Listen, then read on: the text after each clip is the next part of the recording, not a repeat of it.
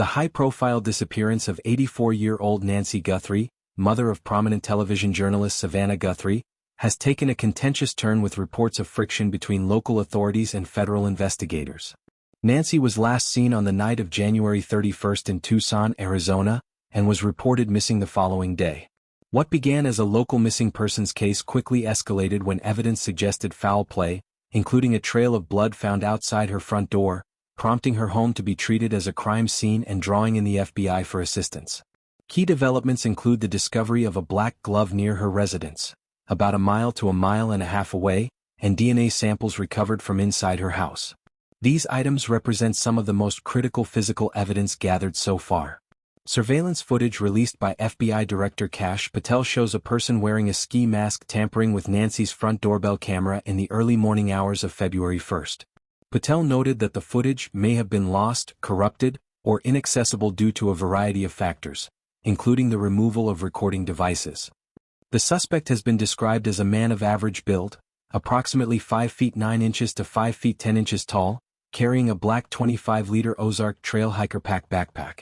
The investigation has generated massive public interest, with over 13,000 tips submitted to authorities. In response, the reward for information leading to resolution has been increased to $100,000. However, recent reports have highlighted potential obstacles in the probe stemming from decisions by Pima County Sheriff Chris Nanos. According to sources speaking to Reuters and other outlets, an unnamed U.S. law enforcement official claimed that Sheriff Nanos has blocked or impaired FBI access to vital evidence by insisting it be sent to a private DNA laboratory in Florida rather than the FBI's National Crime Lab in Quantico, Virginia. This includes the aforementioned glove and DNA profiles from the home. The official argued that this approach risks further slowing a case that grows more urgent by the minute, emphasizing that the fastest path to answers is leveraging federal resources and technology. They added that anything less only prolongs the Guthrie family's grief and the community's wait for justice, and noted that the county has reportedly spent around $200,000 outsourcing to the Florida lab. The decision has been portrayed as effectively denying the FBI full participation in forensic processing, potentially delaying analysis and limiting federal expertise in a case where time is critical for locating Nancy or determining what happened to her.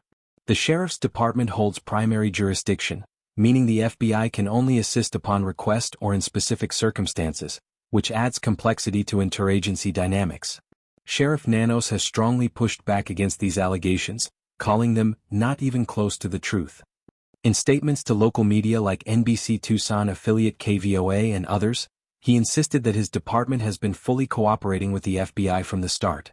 He explained his rationale for the lab choice. The FBI initially wanted to send only 1 or 2 items found closest to the scene, but Nanos advocated for sending all evidence, including every glove, as there were reportedly quite a number, and all DNA profiles/markers, to one consistent facility where comprehensive testing could occur.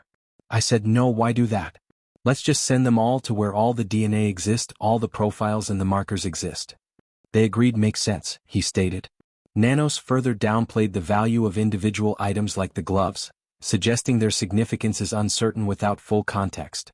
This back and forth has fueled debate about jurisdictional priorities, resource allocation, and the pace of justice in a deeply personal and heartbreaking case.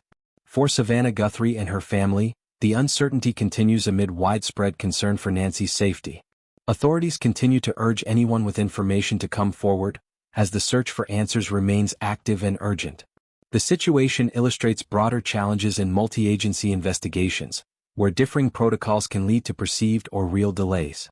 While Nanos maintains that his approach ensures thorough, unified analysis, critics argue it hinders faster federal capabilities at a time when every lead counts. As the case evolves, all eyes remain on developments that could bring resolution to the Guthrie family and the Tucson community.